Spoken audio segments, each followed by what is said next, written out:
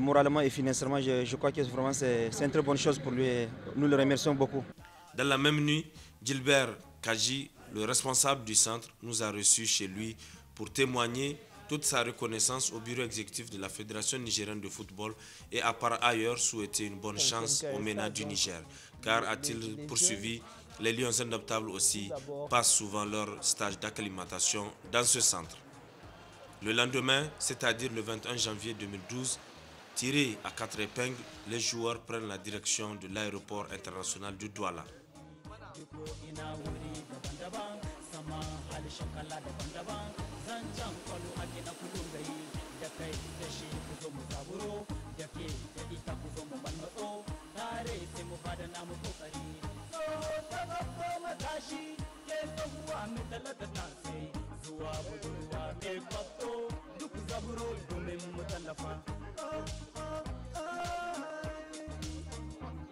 Ensemble, nous serons plus forts. Allez, allez. À peine une heure de vol, ils atterrissent à l'aéroport international de Libreville.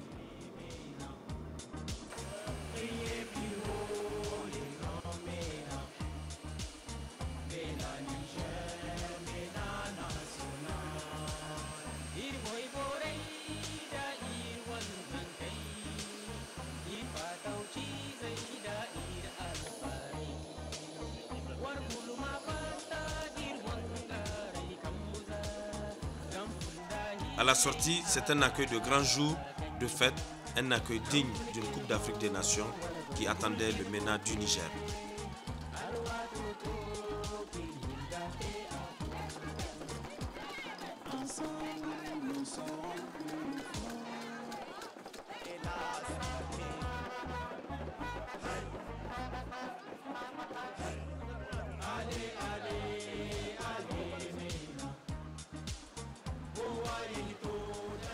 À l'occasion justement de cette 28e édition de la Coupe d'Afrique des Nations, la capitale gabonaise a fait sa toilette.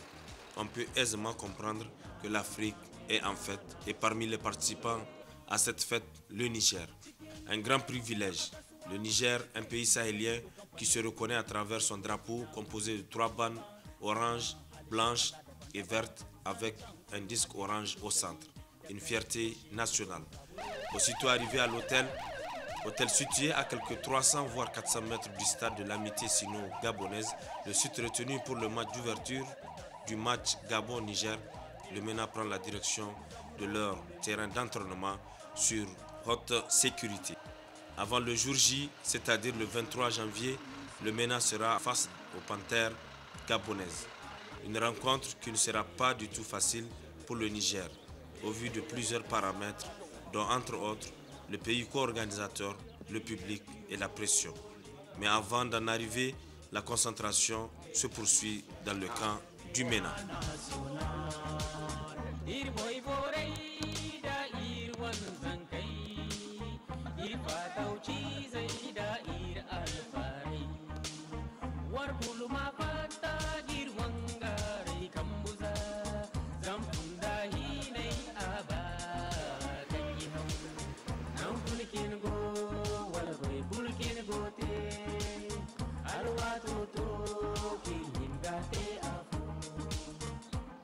Ensemble, nous serons plus forts.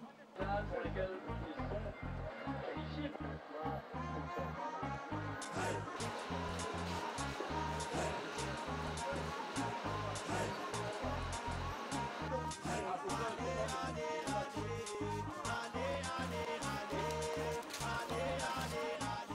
À quelques heures du match, Courbis Doula en face des joueurs donnait les dernières consignes du match. Pendant ce temps, à l'hôtel Méridien, le ministre de la Jeunesse, des Sports et de la Culture, Kounou Hassan, s'est entretenu avec son homologue gabonais en présence de ses plus proches collaborateurs.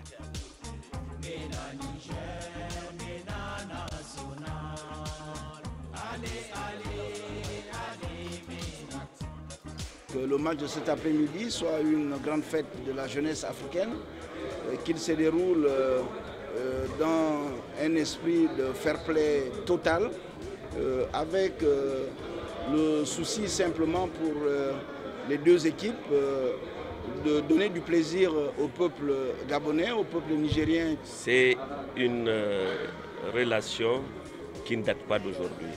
C'est une fraternité qui existe depuis la nuit des temps entre le Gabon et le Niger. Ce match sera un match pour le plaisir de tous les Africains. Les supporters, de leur côté, effectuent le déplacement du stade pour planter le décor avant l'arrivée des deux délégations.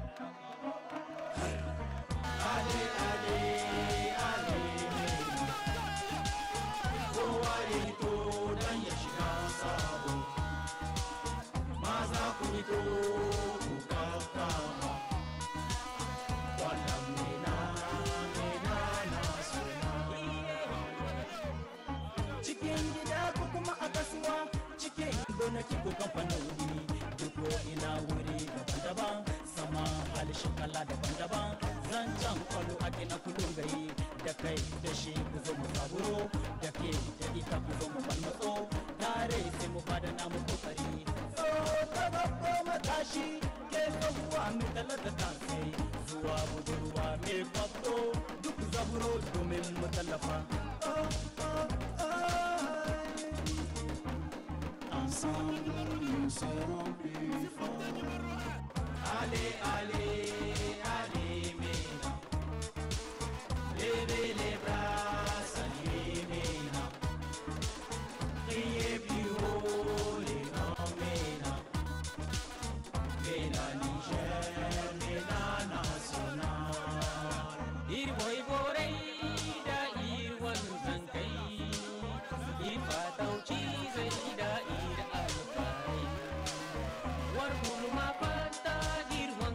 ces deux flèches qui vont très très vite vers l'avant. Et à noter l'absence de Moïse Brou Apanga, il est blessé.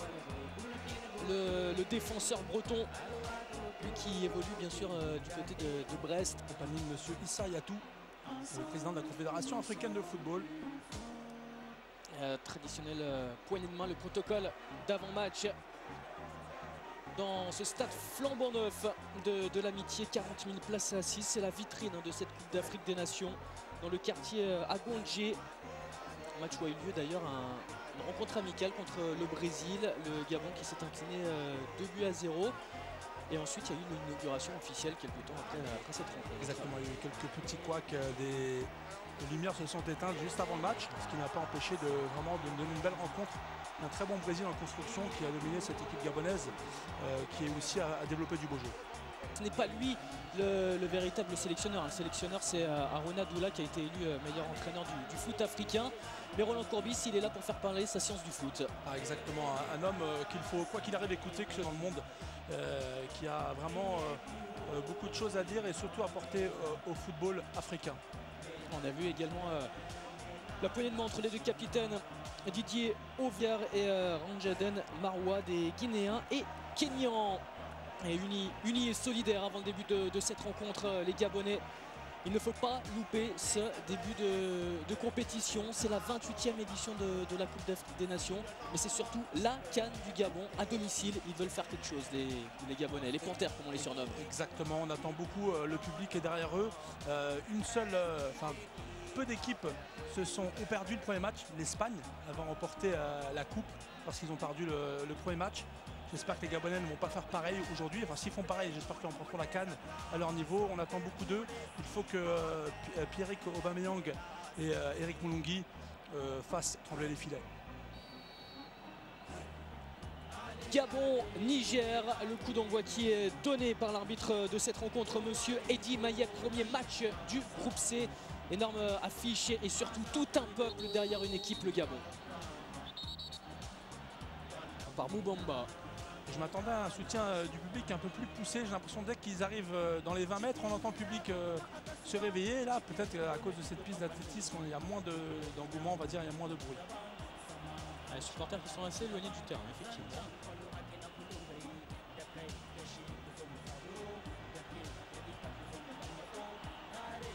Un joueur nigérien qui ne revient pas aider là justement. Il est en train de marcher, il aurait pu revenir. Attention à cette balle. Et le bon ballon en profondeur de Poko. Dans la course d'Nguema, le centre deuxième poteau, l'ouverture du score. Le but d'Aubameyang. Aubameyang qui avait loupé sa première tentative ensuite et avec de la réussite, il vient tromper cette fois-ci Kassali. 1-0 pour le Gabon. Après 210 minutes sans marquer, ça y est, c'est fait. Le Gabon marque enfin. Ah, il a fallu qu'on en parle, Grégory, pour que ça pousse Pierre-Emerick Aubameyang à nous faire taire. Nous qui sommes devant son but, c'est à peu près le même but qu'on a pu suivre hier, si vous avez pu être devant votre écran. Marseille-Le Havre, le même but. Pas facile du tout parce que vraiment là, il est totalement excentré. Le but est bon, la passe est très jolie, mais je pense que le gardien aurait pu l'arrêter cette balle. On va le revoir. Le gardien est dépassé, il est totalement dépassé dans un trou de souris. Il va mettre ce ballon. Très joli but de Pierre-Emerick Aubameyang. Très bonne détente, il la met juste où il faut. Malheureusement, la sortie du gardien n'est pas très bonne. Il apprécie mal la trajectoire. Et c'est le 6e but en sélection pour Pierre-Emerick Aubameyang, lui qui a déjà marqué 6 fois en 19 matchs cette saison avec la Saint-Etienne. Ils ont souvent recherché Moussa Mazou devant. Et lui seul devait faire la différence, ce fut compliqué. Centre de Moussono, c'est dévié, c'est renvoyé par Abdelkader. Ça va revenir sur Moussono qui peut accélérer, qui peut déborder. Moussono, il a le temps de lever la tête, de prendre la formation. La tête plongeante et derrière le 2e but marqué par Stéphane Nguema. 2-0 pour le Gabon qui fait le break juste avant la pause au meilleur des moments. Récompenser Nguema par tous ses efforts. Il était encore là à l'affût. Au moindre relâchement, le gardien qui n'a rien pu faire, hein. Il a fait un bel arrêt sur cette tête plongeante à bout portant. Malheureusement, Nguema est venu reprendre ce ballon. Une défense un peu statique sur tous ses coups de pied arrêtés, sur toutes ses phases d'attaque.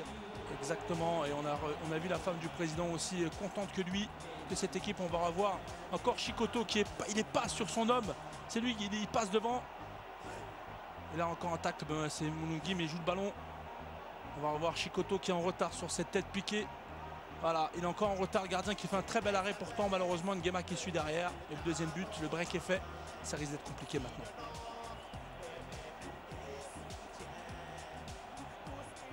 Et à la récupération, le bon travail d'Eric Moulungi qui se bat pour récupérer ce ballon.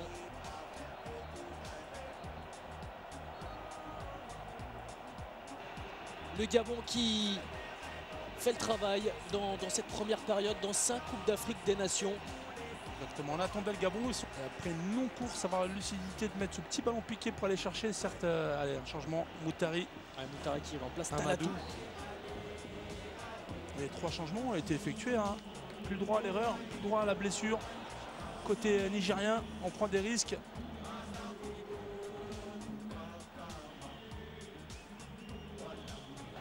Et c'est vrai qu'ils ont face à eux des joueurs motivés et beaucoup de qualité. Hein.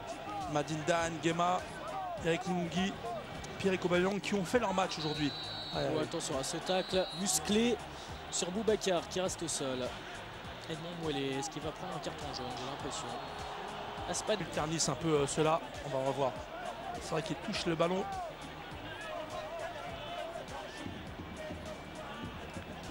Et il prend le pied aussi. Et ça peut être très dangereux. La cheville est là. Ouh, Moutari. Moutari qui va devoir quitter les siens a priori. Ah, ces images qui font très mal à voir. Il vient tout juste de rentrer. J'ai l'impression qu'il s'est fait un 2e genou là-dessus. Elle est au sol, je pense que vous avez raison, il ne pourra pas continuer. Hein. C'est plus qu'un coup dur là. Ouais, c'est compliqué, vous l'avez dit vous-même. Au vu des images, non, je peux plus. Voilà. Ouais, c'est des mauvaises images ça.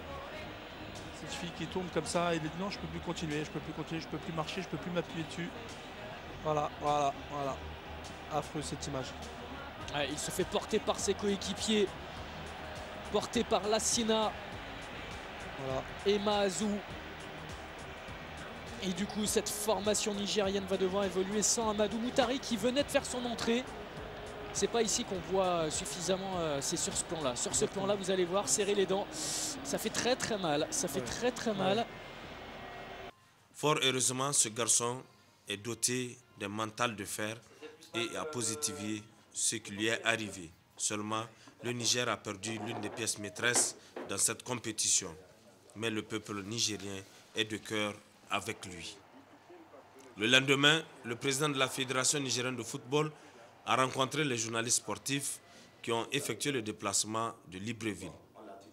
Il s'agit pour le colonel Pelé de les entretenir sur les enseignements à tirer de cette première rencontre contre le Gabon, mais aussi et surtout rappeler les objectifs que s'est fixé la FENIFOOT. Objectifs qui ont pour nom l'apprentissage, la capitalisation des expériences, mais aussi l'avenir du football après la CAN 2012.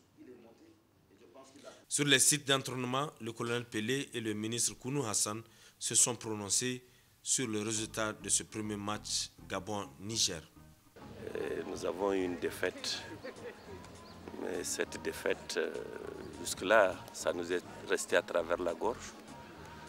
Nous n'avons pas compris tellement comment notre équipe n'a pas fonctionné. Parce que, comme vous l'avez dit, je crois que vous avez joué au Cameroun et vous n'escomptez pas un tel résultat. Bon, mais cela, on le laisse derrière nous pour voir de l'avant ce qu'on peut faire. Les techniciens se sont réunis, ils vont arrondir les ongles et je suis sûr que le visage de Mena se relèvera. On a perdu une bataille, pas la guerre. Donc nous allons nous concentrer sur la suite de la compétition. C'est vrai qu'hier on ne s'est pas retrouvé, on ne s'est pas reconnu. Je pense qu'il y a eu la pression, les joueurs n'ont pas pu se décrisper en fait. Ils ont joué, ils ont eu un peu peur du match avec toute la pression du public et en termes de pays organisateurs comme on dit, à jouer sur eux. Et plus ce qu'on a eu comme blessure, comme absence, on a joué à un moment une partie du match à 10 contre 11. Donc il y a beaucoup de facteurs qui ont joué en notre défaveur. Mais cela dit, il ne faut pas se trouver des excuses comme on dit. L'équipe, on la connaissait meilleure, on la voulait meilleure. Ça n'a pas été à la hauteur de nos attentes pour ce match-là. Mais nous avons parlé aux garçons, nous comptons sur eux. Et les entraînements se poursuivent dans la même ambiance avec pour objectif présenter un autre visage du MENA lors de sa prochaine sortie contre la Tunisie.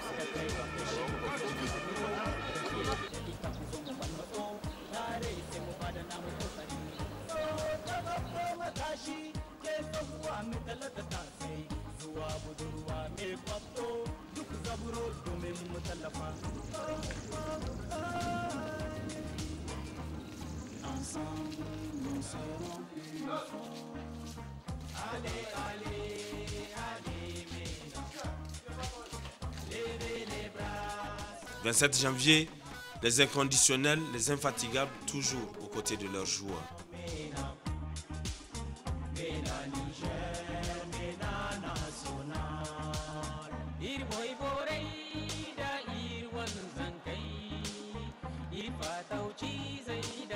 Bonjour et bienvenue à toutes et à tous. Nous sommes en direct de Libreville au Gabon où on va assister au deuxième match du groupe C entre le Niger et la Tunisie. Le Niger qui a perdu son premier match 2-0 face au Gabon et la Tunisie déjà co-leader avec le Gabon après leur victoire 2-1 face au Maroc. Une victoire pour les Tunisiens et ils s'ouvriraient les portes des quarts de finale. Et pour le Niger, défaite interdite pour essayer de donner un petit pronostic, Mohamed, sur cette équipe. Moi, je dis un petit billet sur la Tunisie parce que l'équipe nigérienne qui a quelques mal dans cette compétition. Des changements ont été effectués par Laurent Courbis et l'entraîneur principal, M. Aruna Douala. Il va falloir en faire un peu plus. Il a quand même conservé Chikoto qui a fait un match vraiment très moyen face à cette équipe gabonaise. Qu'en pensez-vous, Mohamed ? Le Niger, mon très cher ami Svet, c'est effectivement une nation qui a obtenu son ticket de qualification dans le cadre de cette Coupe d'Afrique des Nations 2012. Et bien, pour la première fois, c'est une première participation pour le Niger. Donc on ne va pas non plus trop les La Guinée équatoriale qui a deux victoires et ça ne serait pas immérité, au contraire ça serait vraiment très reconnaissant au vu de la prestation qu'ils ont fournie lors de leur premier match, lors de leur préparation aussi et au vu aussi des événements qui se sont passés en Tunisie. Sa chance. Et on est parti pour ce premier coup d'envoi, la première période qui va commencer. Les Nigériens qui jouent eux tout de blanc vêtu, la Tunisie tout de rouge vêtu. On y reviendra plus précisément par la suite.